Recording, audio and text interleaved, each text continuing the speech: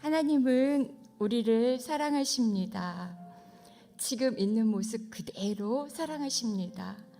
사랑받기 위해 우리를 택하셨고 부르셨고 또 세워주십니다. 믿으십니까? 우리 가슴에 손을 얹고 같이 한번 고백해 보겠습니다. 나는 하나님의 선택을 받은 존귀한 사람입니다. 나는 하나님의 선택을 받은 존귀한 사람입니다. 하나님은 나를 사랑하십니다. 아멘. 나만 사랑할까요? 옆에 계신 분도 사랑하십니다. 우리 옆에 계신 분께 당신은 참 존귀한 하나님의 사람입니다. 당신은 참 존귀한 하나님의 사람입니다. 하나님이 당신을 사랑하십니다. 아멘. 네, 이 고백으로 함께 기도하고 말씀 나누겠습니다. 참 좋으신 아버지 하나님, 오늘도 그렇게 영원히 변함없으신 사랑으로 우리를 부르시고 택해 주셔서 하나님의 존귀한 자녀 삼아 주시니 참 감사드립니다. 오늘 허락하신 이 귀한 말씀 속에서 하나님, 우리가 주의 음성을 듣기를 원합니다. 하나님의 사랑을 입은 존귀한 자로서 내가 어떻게 살아가야 될지 지혜를 얻기를 원합니다.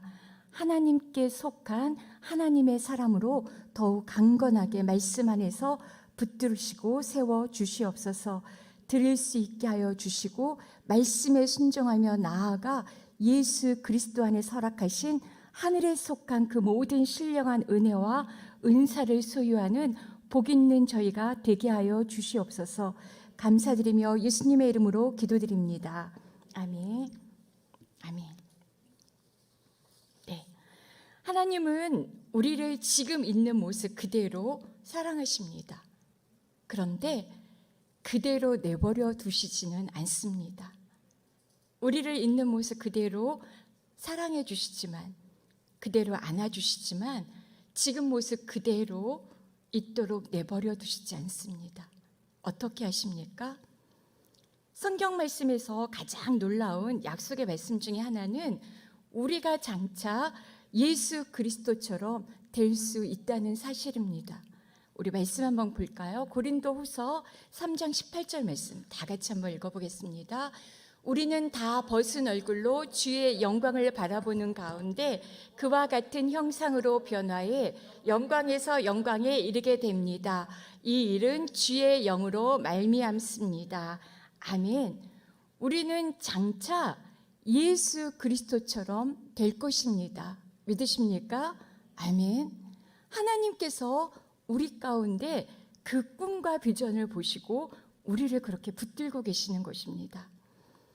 그 아들의 형상을 본받게 하려는 것이 하나님의 뜻이라는 것을 사도 바울은 또한 로마서 8장에서 밝히고 있습니다.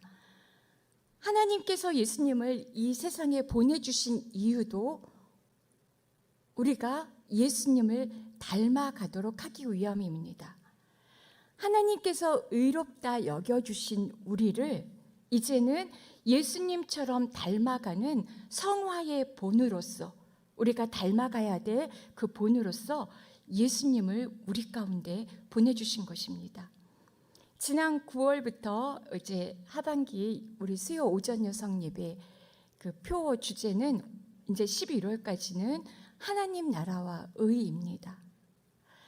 우리는 모두 예수 그리스도를 믿는 믿음 안에서 값없이 하나님께서 의롭게 여겨주셨습니다. 믿으십니까? 우리는 의인입니다. 이제는 하나님께서 또한 그리스도를 믿는 믿음 안에 있는 우리에게 성령님을 보내주셔서 그 성령 안에서 예수 그리스도를 닮아가며 성화의 삶, 의인의 삶을 살아갈 수 있도록 우리를 도와주고 계십니다. 그래서 우리를 이 땅 가운데서 하나님 나라를 살아가도록 그렇게 도와주십니다. 우리는 예수 그리스도를 닮아가도록 부르심을 받은, 하나님의 선택을 받고 부르심을 받아서 오늘 여기까지 온 거룩하고 존귀한 성도들입니다. 너무 아름다운 그런 직분이죠. 성도, 거룩한 하나님의 백성입니다. 예수님의 삶의 특징이 있다면 무엇일까요? 온유하심, 겸손하심, 거룩하심, 진실하심, 그리고 사랑. 이런 예수님께 속한 특징들이 우리의 특징들이 되어야 됩니다. 예수님을 닮아가고 계십니까? 사랑하고 계십니까? 온유하십니까? 또 진실하십니까? 오늘 제목이 거짓을 버리고 진실을 말하십시오입니다. 거짓은 예수님께 속한 특징이 아닙니다. 사단, 마귀에게 속한 언어입니다. 거짓.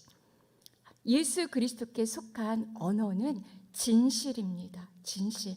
예수 그리스도를 닮아가야 될 우리가 오늘 선택해야 될 삶의 모습은 진실입니다.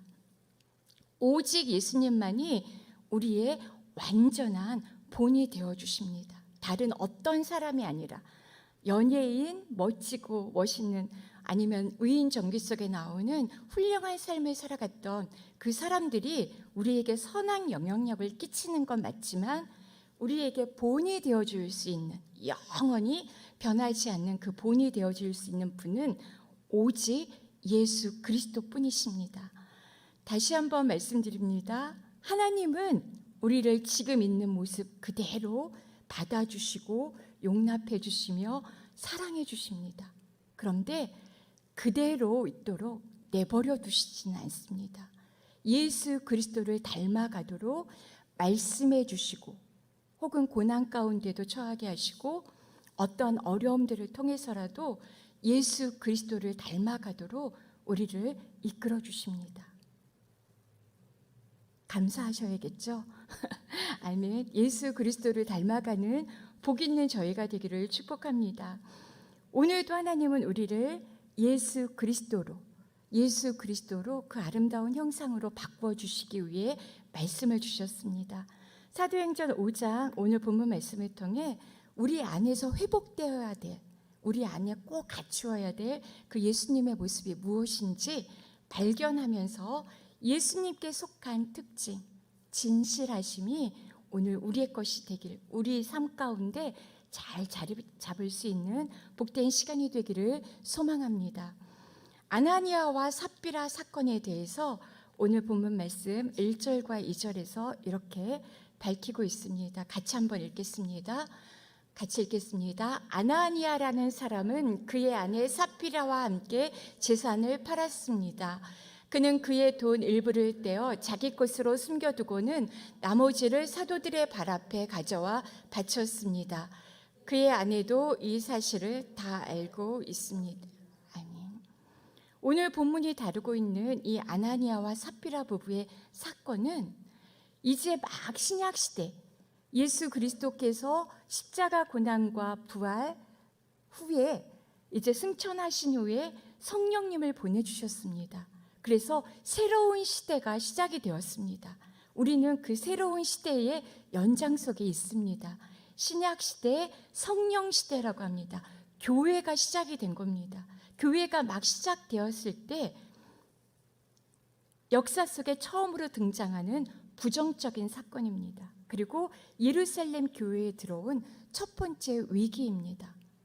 사단이 어떻게 이 교회 속에 틈을 타는지, 우리 성도들에게 어떻게 틈을 타고 있는지, 성도들은, 교회는 어떻게 이 사단의 거짓을 물리칠 수 있는지 말씀 속에서 주님의 음성을 듣고자 합니다.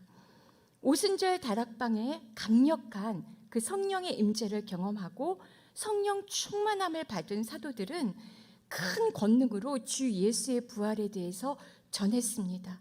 그리고 사도들의 이 큰 예수님의 부활 사건에 대해 들은 많은 사람들이 주께로 돌아오고 함께 더불어 풍성한 성령의 은혜 가운데 머물게 됩니다.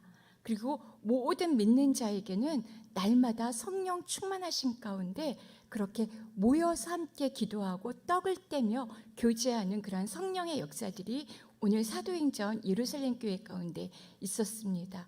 우리 사도행전 31장 32절 말씀 같이 한번 읽어보겠습니다. 그들이 기도를 마치자 모여있던 곳이 진동했습니다. 그리고 그들은 모두 성령으로 충만해져 하나님의 말씀을 담대하게 전했습니다. 믿는 사람들은 모두 한마음 한뜻이 됐습니다. 자기 재물을 조금이라도 자기 것이라 주장하는 사람이 없었고 가진 것을 모두 공동으로 사용했습니다. 성령 충만함의 증거는 하나님의 말씀을 증거하는 것으로 드러납니다. 그리고 더불어 자신의 소유를 내 것이라 주장하지 않고 내 것을 팔아서 필요한 사람들에게 같이 나누었다고 그렇게 기록되어 있습니다. 성령 충만한 예루살렘 이 믿음의 공동체는 그래서 누가 없었냐면 가난한 자가 없었습니다. 있는 사람들은 모두 다 가지고 와서 다 그것들을 사도들의 발 앞에 바치었고 그것들을 필요한 가난한 자들에게 나누어 주었기 때문에 오늘 사도행전 말씀에는 여기에는 부족함이 있는 사람들이 전혀 없었다라고 표현되어 있습니다. 가난한 자가 없었던 것입니다. 아나니아와 삽비라도 그 일에 동참하고 싶었던 것 같습니다. 그래서 자신들의 소유를 팔았습니다. 그리고 사도들의 베드로 앞에 가져왔습니다. 그러나 그들은 소유를 판 그 값에서 얼마를 감추고 나머지 그 일부를 사도들 발 앞에 두었다고 기록하고 있습니다. 둘은 아나니아와 삽비라 이 부부는 합의하지는 않았지만 서로 이것들을 알고 암묵적으로 서로 이제 묵인해 준 것입니다. 아나니아와 삽비라의 이런 모습은 앞에 사도행전 2장과 3장, 4장에 기록된 다른 모든 믿는 무리들과 차이가 있습니다. 4장에 언급된 믿는 자들은 밭과 집이 있는 자는 팔아 그 판 것의 값을 가져왔고 또 바나바의 경우 4장 마지막에 기록되어 있는 바나바의 경우는 그가 밭이 있음에 팔아 그 값을 가져왔다고 기록하고 있습니다. 일부가 아니라 전부를 가지고 왔던 것입니다. 성령 공동체, 성령의 이끄심에 따라 지금 가고 있는 예루살렘 교회 안에 일어나고 있는 이 성령 운동은 내 소유를 다 팔아서 그 판값을 모두 다 아끼지 않고 다 갖다 바치는 그런 모습으로 한 마음 한 뜻이 된 그런 성령 공동체의 모습을 보여주고 있습니다. 모든 사람들이 그들의 일부 재산을 처분할 때마다 모든 금액을 다 교회로 가지고 와서 교회 내에 있는 궁핍한 그런 성도들을 구제하고 있었던 것입니다. 하지만 아나니아와 삽비라 부부는 그들처럼 보이고자 했을 뿐 나도 당신들처럼 그렇게 칭찬받고 싶어요. 존경받고 싶어요. 사람들의 칭찬을 구하고 싶은 그 마음에 재산을 처분합니다. 하지만 전부가 아닌 일부를 바치면서 전부가 아닌 일부를 바쳐도 사실은 문제가 안 됩니다. 누가 뭐라고 하지 않습니다. 이것은 강요된 일이 아닙니다. 자원해서 드리는 거기 때문에 전부를 바치지 않아도 됩니다. 문제가 됐던 건 전부가 아닌 일부를 바치면서 마치 전부를 바치는 것처럼 다른 믿는 사람들처럼 그렇게 서로 존경하고 사랑하고 서로 아끼고 하는 저 사람들처럼 우리도 그런 멋진 사람들입니다 라고 보여주는 것처럼 거짓말을 하고 있는 것입니다. 전부를 바치는 것처럼. 사도행전의 저자 누가는 2절에서 이들이 재산을 처분해서 얻은 금액의 일부를 감추는 행위를 착복하다 혹은 횡령하다라는 그런 의미를 가지고 있는 헬라어 동사를 사용해서 표현하고 있습니다. 신약 성경에서 이 동사는 본문 2절과 3절에서 2번, 그리고 디도서 2장 10절에서 딱 한 번밖에 사용되지 않은, 흔하게 사용되지 않는 그런 동사입니다.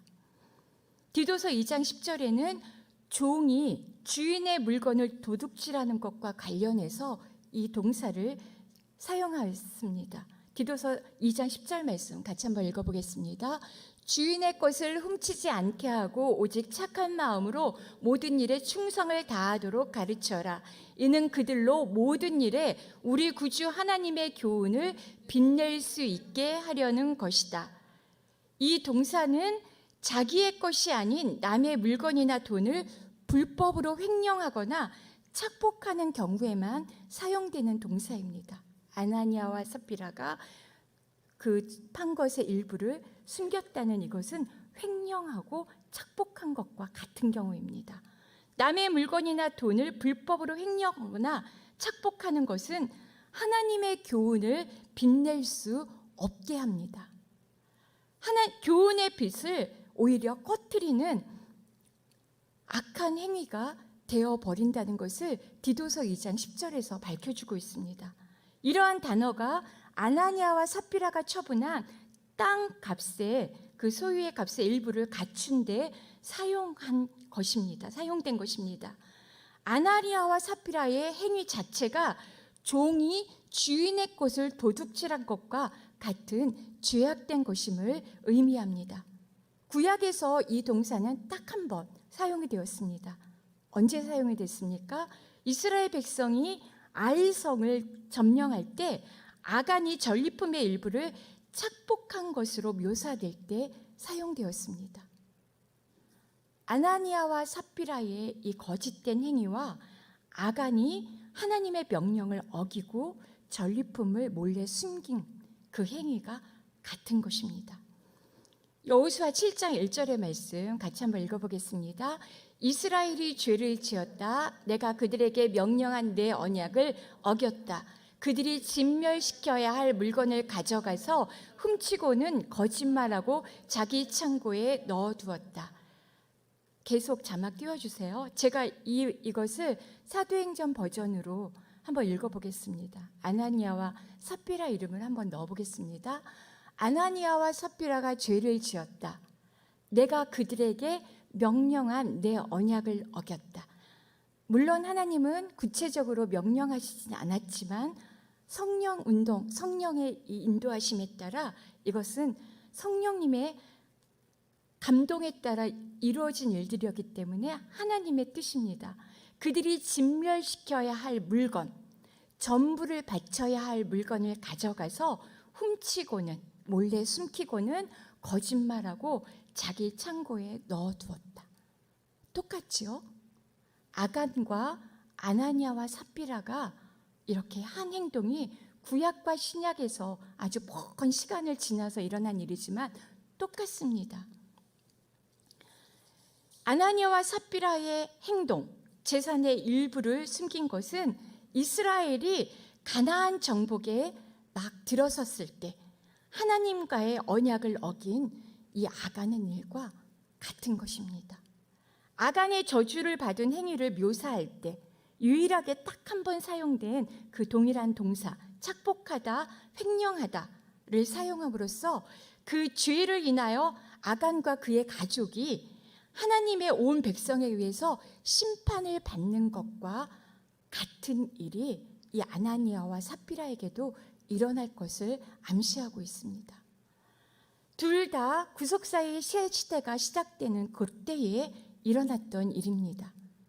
가나안 정복, 새로운 세대가 일어나서 하나님의 약속이 성취되는 그때입니다.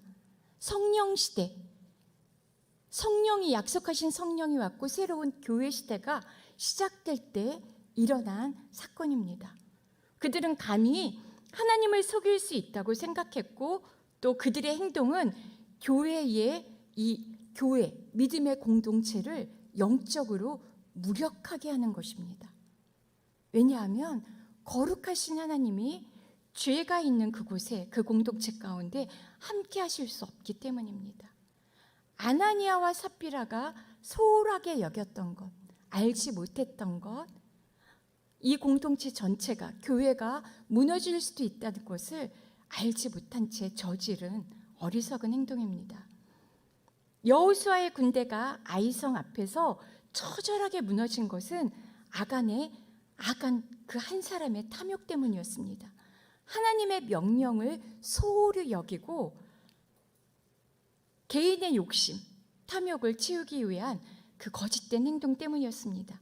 성령 안에서 한 마음, 한 뜻을 이루며 이제 막 태동하는 예루살렘 교회의 그 아름다운 믿음의 공동체가 거짓 아나니아와 삽비라의 거짓말로 무너질 위기에 처해 있는 것입니다. 저와 여러분의 사소한 거짓말 한마디로 우리 가정이 무너질 수 있습니다. 이 믿음의 공동체가 무너질 수 있습니다.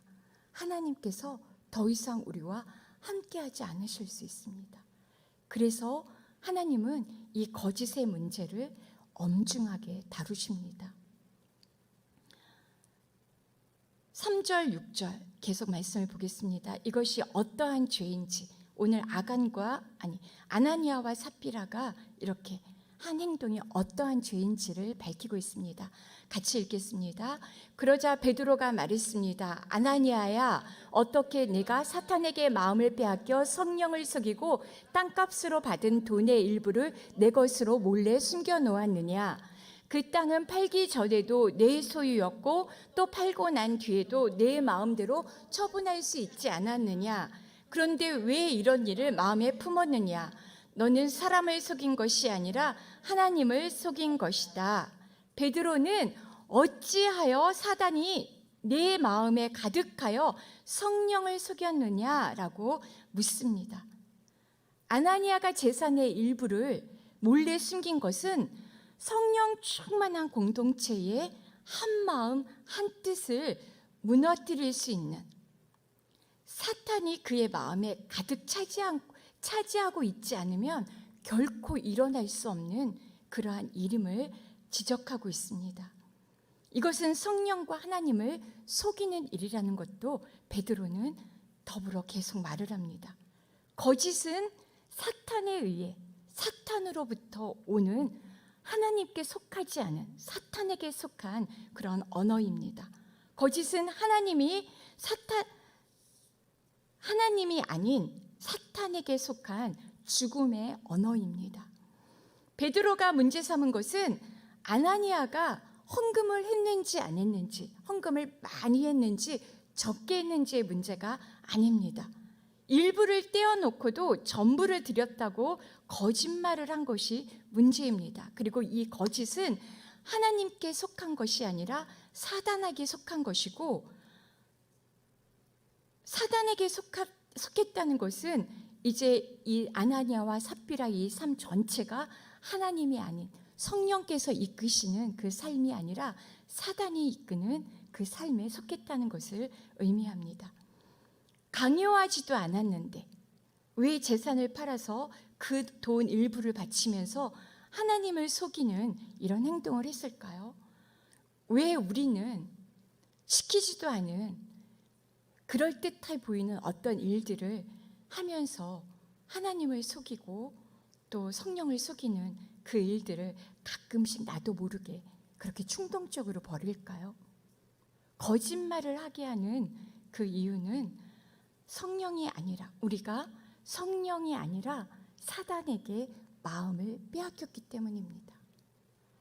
사단에게 마음을 빼앗겼다는 것은 사단의 속임, 거짓에 속아서 자신의 일을 마음껏 수행하도록, 사단이 자신의 일을 내 안에서 마음껏, 나를 통해서 사단이 마음껏 그 일을 수행하도록 나를 사단에게 내어준 것과 같습니다.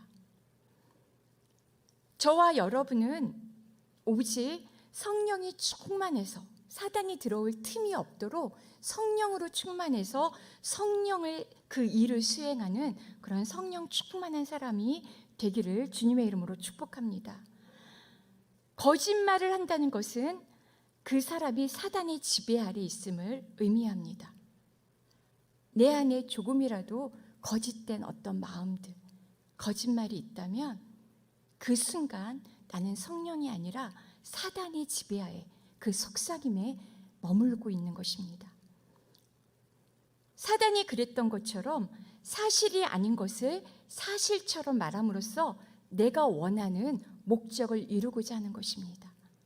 내가 원하는 내 탐욕, 육신의 정욕, 안목의 정욕, 이생의 자랑, 그것들을 하기 위해서 성령의 도구가 아니라 사단의 도구가 되어서 나를 사단에게 내어준 것입니다. 사단은 기본적으로 거짓말쟁이입니다. 요한복음 8장 44절에서 예수님은 사단에 대해서 분명하게 밝힙니다. 같이 한번 읽겠습니다. 그는 처음부터 살인자였다. 또 그 안에 진리가 없기 때문에 진리 안에 서지 못한다. 그는 거짓말을 할 때마다 자기 본성을 드러낸다. 이는 그가 거짓말쟁이이며 거짓의 아비이기 때문이다. 사단은 거짓에 속한 거짓말쟁이이고 거짓말의 아비이기 때문에 본질적으로 진실을 말할 수가 없습니다. 진실에 속할 수가 없습니다. 한순간도 불가능합니다. 아나니아와 삽비라의 거짓된 행위에 대해서 사탄에게 마음을 빼앗겼음을 지적한 이 베드로는 이들이 성령 하나님을 속였다고 말을 합니다. 거짓은 하나님을 대적하는 존재들입니다. 하나님을 대적하는 그 존재에게 내가 속아 넘어가서 그 거짓 가운데 거하는 것은, 그래서 그 거짓 가운데 교회 안에서 사단의 그 도구가 된다는 것은 하나님을 속이는 그런 행위입니다. 아마도 아나니아와 삽비라는 자신들이 성령님을 속일 수 있을 거라고, 잠시라도 그 눈을 피해서 들키지 않고 성령님을 속일 수 있을 것이라고 여겼던 것 같습니다. 그렇게 우리도 생각하죠. 속일 수 있어. 절대 드러나지 않아. 하나님도 속일 수 있다고 그렇게 생각합니다.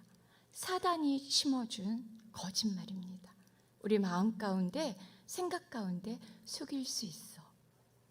너 이 거짓말로 네 목적을 달성할 수 있어. 거짓말 한마디면 돼. 하나님도 모르실 거야. 사단이 준 거짓말입니다. 반드시 드러납니다. 하나님은 결코 만홀히 여김을 받지 않으십니다. 거짓을 싫어하십니다. 반드시 그 거짓을 다루십니다.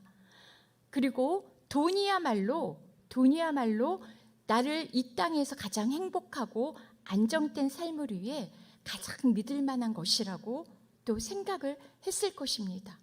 우리도 그렇죠. 돈이 얼마나 좋습니까? 돈이 있으면 내가 원하는 걸 다 살 수 있습니다. 안전하게, 편하게, 손 하나 까딱하지 않고도 많은 일을 할 수가 있습니다. 얼마나 좋습니까? 돈이 최고라고, 어떤 것보다 돈만 있으면 나는 행복하다고 그렇게 생각합니다. 이건 역시 사단의 거짓말입니다. 이들은 분명 다른 믿는 이들과 같이, 사도행전 그 예루살렘 교회의 다른 이들과 같이 겸손한 마음으로, 온유한 심령으로 그렇게 섬기는 삶이 아니라, 가난한 자들을 정말 불쌍히 여기며 그들을 돕기 위해서 내 것을 나누는 것이 아니라 사람들에게 칭찬받고 칭송받기 위해서 그렇게 내 것을 드렸던 것 같습니다. 예수님의 은혜를 의지해서 범사에 감사하는 것이 아니라 돈으로 자기 의를 세우고자 했던 것 같습니다. 이들은 성령의 인도하심이 아닌 거짓된 믿음 가운데 살아가고 있음을 알 수 있습니다. 거짓된 믿음. 이렇게 기도하면 사람들이 나 다 믿음이 좋은 사람으로 여겨줄 거야. 이렇게 내가 행동하면, 이렇게 헌금하면 나는 교회에서 칭송받을 거야. 이렇게 하면 나는 교회에서 가장 힘 있는 사람이 될 수 있어. 이 믿음의 공동체 가운데도 얼마든지 이 사단의 속삭임이 들어옵니다. 예수님 안에서 만족하며 감사하고 겸손하고 온유하게 그렇게 진실되게 살아가는 것이 아니라 거짓되게 내 의를 위해서 포장된 그런 위선자의 삶을 살아가도록 사단이 그렇게 우리 생각과 마음속에 거짓을 심어놓습니다. 우리가 발을 딛고 있는 이 세상이 그렇게 거짓말로 가득 차 있습니다. 거짓으로 세워진 사단의 그런 세상입니다. 이 땅에 이 공중 권세를 잡고 있는 이는 사단입니다. 성경이 밝히고 있죠. 이 세상에서 우리는 밥 먹듯이 그렇게 거짓말을 하며 거짓된 세상 속에 빠져 있습니다. 정신을 차리고 보면 사실입니다. 어쩌면 거짓말을 하지 않고 사는 것이 우리 인생에서 무엇보다 어려운 일일지도 모릅니다. 정직하게 사는 것보다 그게 그건가요? 거짓말을 내가 하루라도 거짓말을 안 할 수 있다면 그건 기적입니다. 왜냐하면 우리 이 주변이 나로 하여금 나도 모르게 거짓말을 하도록 하기 때문입니다. 선의의 거짓말이든 의도된 거짓말이든 거짓말이 그냥 우리를 이 주변에 진치고 있다고 생각하시면 맞습니다. 영국에서 거짓말 대회가 있었다고 합니다. 그날 최고상을 받은 챔피언의 거짓말 대회에서 가장 최고로 그 상을 받은 거짓말이 혹시 무엇인지 아시겠습니까? 이 상금을 걸어볼까요? 나는 지금까지 한 번도 거짓말을 한 적이 없다. 한 번도 거짓말을 한 적이 없으십니까? 네, 그 최고의 거짓말쟁이가 되는 겁니다. 1997년도에는 미국 캘리포니아 대학에서 사람이 하루에 몇 번이나 거짓말을 하는지 조사를 했다고 합니다. 몇 번이나 거짓말을 하며 살아갈 것 같습니까? 우리가 하루 동안에? 조사 결과 사람은 하루에 8분의 1번꼴로 하루에 총 200번 200번의 거짓말을 한다고 합니다. 20명의 몸에 소형 마이크를 부착해서 조사를 했는데 가장 많이 하는 거짓말이 뭐였을까요? 이쁘십니다. 아닙니다. 정말 이쁘십니다. 가장 많은 거짓말은 자동차가 막혀서 늦었어요. 엄청 찔리죠. 제가 앞으로 그런 거짓말 이제 안 하려고 합니다. 너무 뻔한 거짓말이에요. 늦었으면 그냥 늦어서 죄송합니다 하면 될걸. 자동차가 막혀서 좀 일찍 나왔으면 결코 안 늦었습니다. 자동차 탓을 왜 합니까? 무슨 말입니까? 이것 말고도 얼마나 많아요? 거짓말 베스트 15, 12 안에 있으면 간호사가 하는 거짓말 하나도 안 아파. 그리고 또 뭐가 있을까요? 제가 찾아놓은 게 있는데 또 뭐가 있을까요? 네, 여자들이 하는 말. 어머, 너 왜 이렇게 이뻐졌니? 이뻐졌니? 어머, 하나도 안 늙었네. 오랜만에 만났는데 그대로네. 거짓말인 거 다 아시죠? 학원 광고, 전원 취업 보장. 속지 마세요. 전국 최고의 합격률. 아닙니다. 비행사고. 승객 여러분, 아주 사소한 문제가 발생했습니다. 사소한 문제 아닙니다. 이제 곧 죽을 수도 있습니다. 연예인들이 하는 말, 그냥 친구 이상으로 생각해 본 적 없어요. 웃음밖에 안 나오죠? 너무 뻔한 거짓말이라. 12, 교장 선생님이 하시는 말, 마지막으로 한마디만 간단히. 네, 장사꾼 다 아시죠? 이거 정말 미치고 파는 거예요. 또 뭐가 있습니까? 음주운전자 딱 한 잔밖에 안 마셨습니다. 어쩌면 그렇게 모든 사람들이 똑같이 그렇게 거짓말을 하는지. 중국집 이제 출발했어요. 금방 도착해요. 속지 마세요. 네, 근데 우리는 이게 거짓말인지 뻔히 알면서 그냥 속아 넘어갑니다. 속아줍니다. 거짓말이 가득한 세상입니다. 이것 말고도 굉장히 많아요. 정치인들 단 한 푼도 받지 않았어요. 양보받은 우리 어르신들, 아이고 괜찮은데, 버스 자리나 지하철 자리, 아이고 괜찮은데, 괜찮지 않아요. 얼마나 좋으세요. 그냥 아이고 고마워 한마디 하시면 될 텐데, 왜 우리는 진실을 그렇게 말하지 못하고 이렇게 거짓말을 할까요? 사탄이 그렇게 우리 가운데 충만해 있습니다. 사탄에게 마음을 빼앗기면 진리가 아니라 거짓이 우리 삶 전체를 다스리게 됩니다. 나도 모르는 사이에 하루에 200번의 거짓말을 하는 거짓말쟁이의 삶을 살게 됩니다. 아나니아와 삽비라의 행동은 진리의 터인 하나님의 교회에 거짓말을 하고 거짓을 행함으로써 하나님의 집을 사단의 집으로 지으려고 하는 악한 그런 짓이었습니다. 거짓의 결과는 무엇입니까? 거짓의 결과. 사단은 아까 요한복음 4장에서 살인자라고 표현했습니다. 살인자. 거짓의 결과, 사단에게 속한 모든 것들은 다 죽음입니다. 죽음. 너는 사람을 속인 것이 아니라 하나님을 속인 것이다. 아나니아는 베드로의 이 말을 듣고 곧 죽습니다. 교회에 이 아나니아와 삽비라도 곧 죽지요. 교회에 어떤 일이 생겼습니까? 거짓말로 아나니아가 그 자리에서 죽는 그 모습을 보고 두려움이 임합니다. 5절 11절, 5절과 11절 말씀 같이 한번 읽어보겠습니다. 아나니아는 이 말을 듣자마자 쓰러져 죽었습니다. 그리고 이 일을 듣는 사람들은 모두 두려움에 사로잡혔습니다.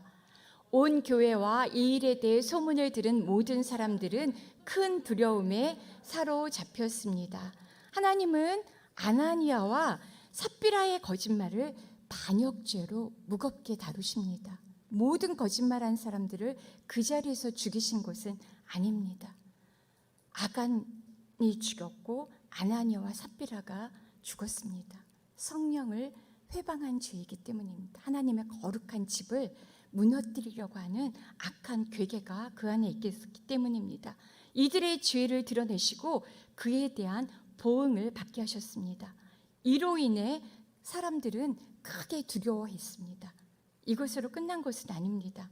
이것이 해결되자 거짓의 문제를 드러내어 그것을 심판하시자 믿는 사람들의 수는 더 많아졌고 예루살렘 교회의 그 근처 도시들까지 복음의 영향력은 확대되었습니다. 교회는 더욱 든든하게 세워져 갔습니다.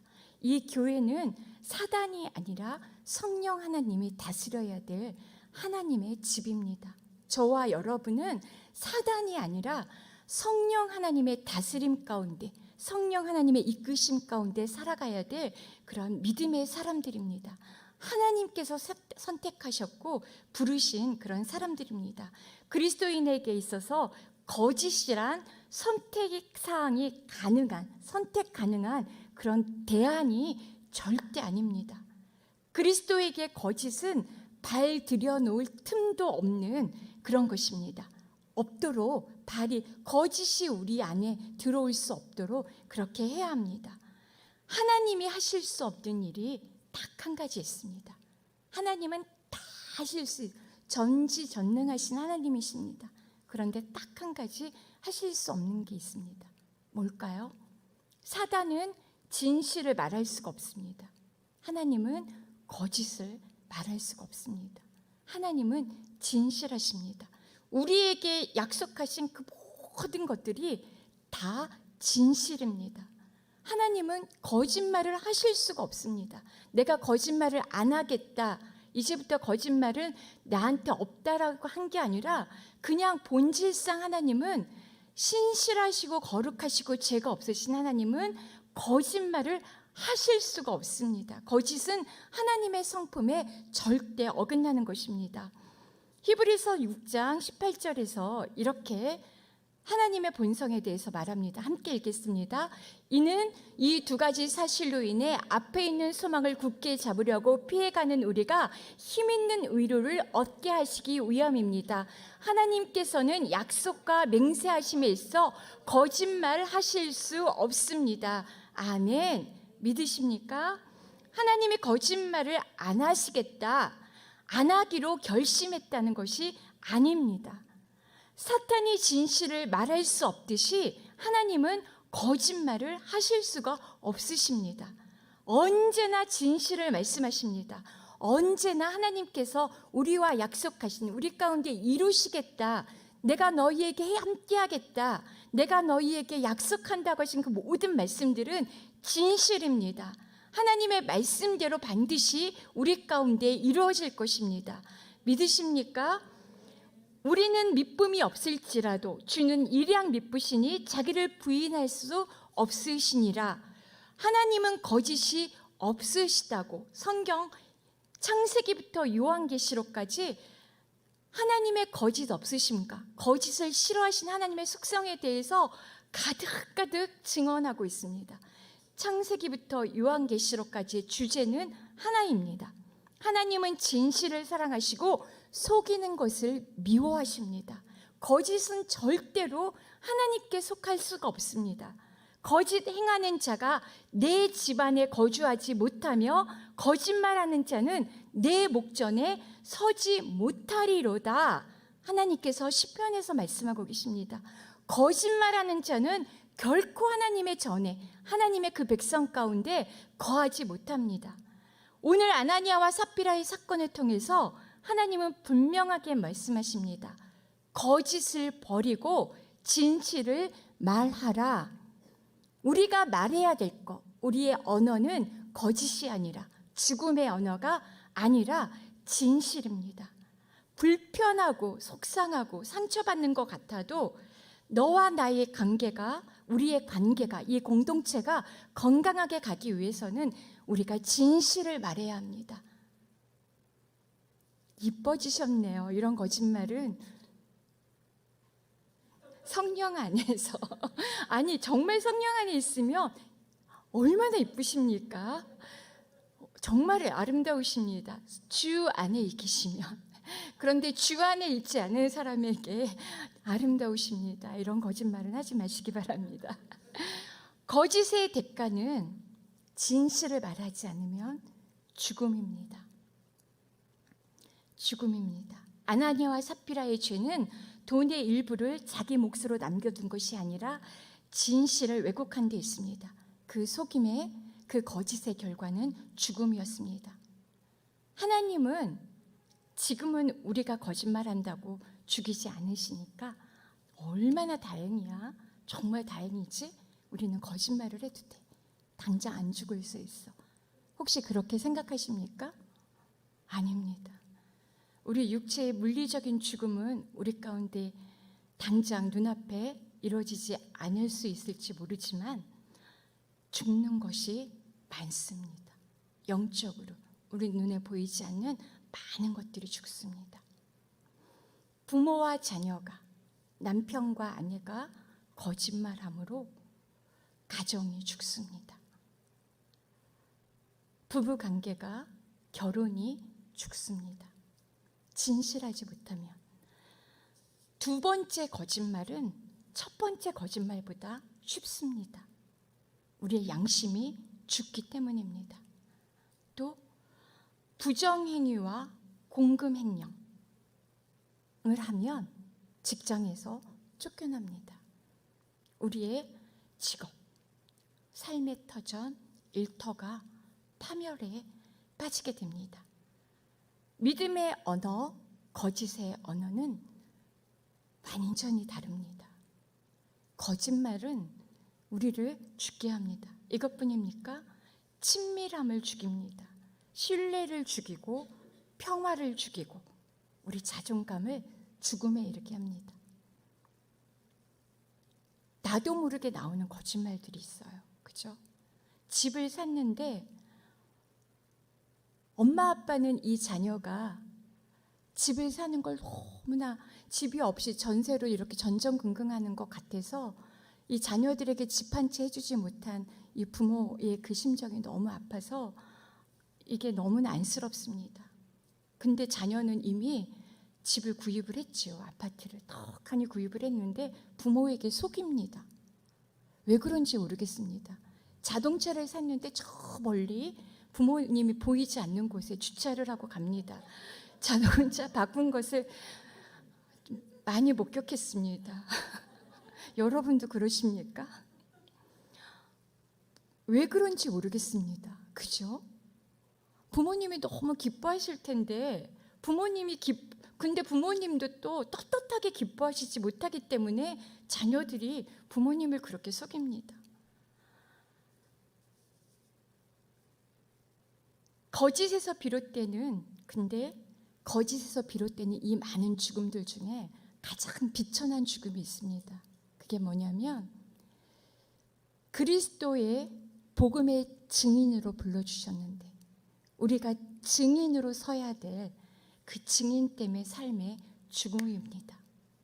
하나님께서 보여주시고 들려주시고 알게 하신 그것들을 전해야 되는데, 이것들을 가감없이 전해야 되는 증인으로 우리를 불러주셨는데, 거짓말을 하면, 거짓을 하면 하나님께서 우리를 증인으로 세워주시겠습니까? 증인으로서의 그 삶을 우리가 떳떳하게라는 말도 사실은 어울리지 않습니다. 증인이 될 수가 없습니다. 법정은 위증자의 증인을 듣지 않습니다.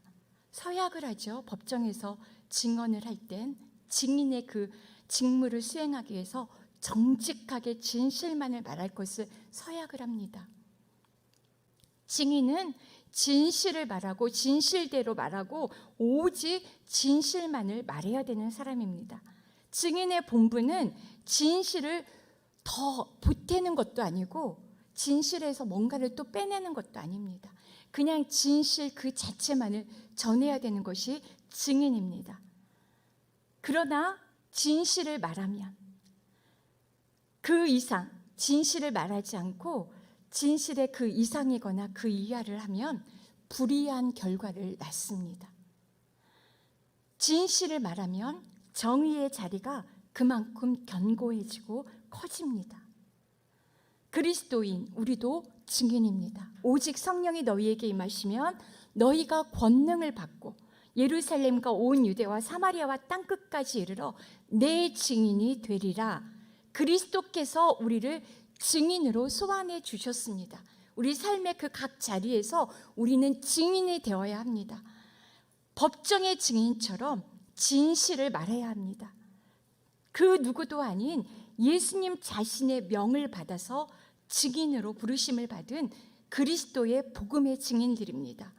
진실을 말하지 않으면 하나님께서 예수 그리스도를 통해 보여주시고 들려주시고 경험하신 것 외에 다른 그 어떤 것을 보태거나 빼면 위증을 하게 되는 것입니다. 거짓을 하게 되는 것입니다. 하나님이 우리를 증인으로 쓰실 수가 없습니다. 오래전에 음악과는 전혀 무관한 어떤 남자가 속임수를 써서 궁중에, 중국 황제의 악단에 들어갔다고 합니다. 연습이나 연주가 있을 때마다 그는 피리를 입으로 부는 그런 흉내를 내면서 그 무리 속에 있었다고 하죠. 소리는 전혀 나지 않은 채 말입니다. 나라에서 주는 농로, 얼마나 많은 그 보장들을 해줬겠습니까? 궁중의 악단이니까 그 국록을 받으면서 편안한 삶을 즐겼습니다. 그러던 어느 날 황제가 연주자마다 이제 각자 하나씩 혼자씩 세워서 그 소리를 듣겠다고, 그 실력을 평가하겠다고 합니다. 피리 부는 남자는 눈앞이 캄캄했습니다. 이제 와서 피리를 배우기에는 시간도 없습니다. 꾀병도 부려보았지만 그 궁궐에 사는 의사에게는 속지 않았습니다. 의사는 속지 않았습니다. 독주가 있던 날 어떻게 했을까요? 이 사기꾼은 독약을 먹고 스스로 목숨을 끊었습니다. 이 사람의 이 자살을 설명하는 말이 후에 영어에서 그 사람은 책임 직면을 거부했다. 그 사람은 책임 직면, 진실을 말해야 하는 그 거짓말의 그 책임, 진실을 말해야 하는 그 사실을 직면하고 거부했다라는 말로 그런 표현으로 굳어졌다고 합니다. 거짓을 우리가 치료하기 위한, 우리 안에 거짓을 치료하기 위한 그 치료책은 간단합니다. 책임을 직면하는 것입니다. 내가 이 위기를 모면하기 위해서, 내가 감당해야 될 책임을 지지 않기 위해서 거짓말을 합니다. 부모님께 잘 사는 모습, 편하게 잘 살면서 부모님도 편하게 봉양해 드리고 싶은데 가난한 척, 그렇지 않은 척. 사실은 우리 안에 그런 악한 의도들이 숨어 있습니다. 진실을 말해야 되는 그런 사실들, 하나님 앞에서도 마찬가지죠. 이 공동체 안에서 내가 감당해야 될 그 진실, 그 책임에 직면하지 않기 위해서 거짓말을 합니다. 나 바빠. 나 그냥 바쁜 일정이 있어. 미안해. 그래서 교회에서 어떤 일들을 해야 되는데 그 일들을 빠져나가기도 합니다. 간단한 예입니다. 우리의 거짓의 결과는 죽음입니다. 거짓은 결혼과 가정, 양심, 그리고 믿음마저 죽게 합니다. 불편하더라도 우리는 모두 죄인이기 때문에 진실을 직면하는 걸 어려워합니다. 불편해합니다. 힘들어합니다. 그냥 거짓말하는 게 더 익숙하고 자연스럽습니다. 힘써서 성령으로 내 안에 충만하지 않으면 우리는 성령의 언어, 그 다스림 가운데 진실을 말할 수가 없습니다. 우리 모두가 진실을 말하지 않으므로 내가 죽고, 내 자신이 죽고, 우리 가정이 죽고, 우리 자녀가 죽고, 우리 공동체가, 이 나라, 이 민족이 죽습니다. 진실을 행하지 않아서 이 국민들이 어려움에 빠집니다. 우리는 진실을 말해야 합니다. 진실을 미워하시는, 거짓을 미워하시는 하나님은 거짓을 바탕으로 한 관계, 나눔, 거짓을 바탕으로 한 전략이나 프로젝트를 축복하시지 않습니다. 하나님은 내 입술과 마음속의 거짓을 결코 축복하시지 않습니다. 타인을 교묘하게 조종하거나 타인을 넘어뜨리려고 하는 그런 거짓된 작업을 결코 귀하게 보시지 않습니다. 도와주시지 않습니다. 하나님 도와주세요. 제발 이 일이 성사되게 해주세요. 거짓을 해야지 이 일이 성사되는 일인데, 거짓말 투성인데. 며칠 전에도 제가 그런 이야기를 들었습니다. 어떤 그리스도인이 이게 법정으로 이제 갖고 가서 변호를 해야 됩니다. 변호를 해야 되는 이 사람 입장인데 거짓말을 막 해야지 이 사람을 변호를 할 수가 있는 일입니다. 그리스도인인데 거짓말로 자기를 변호해서 자기가 이기게 해달라고. 절대 하나님이 그 일을 축복하시지 않습니다. 거짓의 결과는 죽음입니다. 하지만 우리가 또 기억해야 될 것은 거짓말은 우리의 운명이 아니라는 사실입니다. 우리는 그리스도 예수 안에서 날마다 새로운 피조물로 지음받을 수 있는 거룩한 존재, 존귀한 존재로 우리를 오늘 부르셨습니다. 사랑받는 존재로 불러주셨습니다. 거짓말로 우리 자신을 죽일 필요가 없습니다. 거짓말로 내 자녀와 남편과 부모님과 이 공동체를 깨트릴 이유가 없습니다. 죽일 필요가 없습니다. 예수님은 우리를 바꿔주실 수 있습니다. 우리를 거룩하게 해주실 수 있습니다. 우리를 죽음에서 생명으로 옮겨주실 수 있습니다. 그러기 위해서 예수님이 이 땅에 오셨고 십자가에서 죽으셨고 부활하셨고 오늘 성령을 보내주셔서 우리로 이 믿음의 공동체 안에서 한 몸과 한 마음 한 뜻을 이루도록 해주셨습니다. 진실을 말하도록 예수 그리스도 안에서 성령으로 충만하여 진실을 말하는 생명 공동체로 살아가도록 오늘 우리를 불러주셨습니다. 십자가, 예수님은 우리가 거짓을 버리고 정직하고 진실하며 순결하고 거룩한 그분의 마음을 품도록 허락해 주셨습니다. 우리가 우리 자신을 예수님께 내어드리면 예수님도 기꺼이 우리에게 자신을 내어주신다고 약속하셨습니다. 그 예수님께서 여러분 안에 계실 줄로 믿습니다. 아멘. 내 안에 사는 것은 사탄이 아니라 거짓의 영이 아니라 진리의 영이신 예수 그리스도이심을 믿음으로 선포하시기 바랍니다. 예수 그리스도께서 나를 거짓의 사람이 아니라 죽음의 사람이 아니라 진리의 사람, 진실을 말하는 사람, 성령에 사로잡힌 하나님의 사람으로 바꿔주실 것입니다. 그 예수님께 오늘 나를 내어드리고 우리의 가족을 내어드리고 이 믿음의 공동체를 내어드리면서 그렇게 승리하시는 저와 여러분이 되시기를 주님의 이름으로 축복합니다.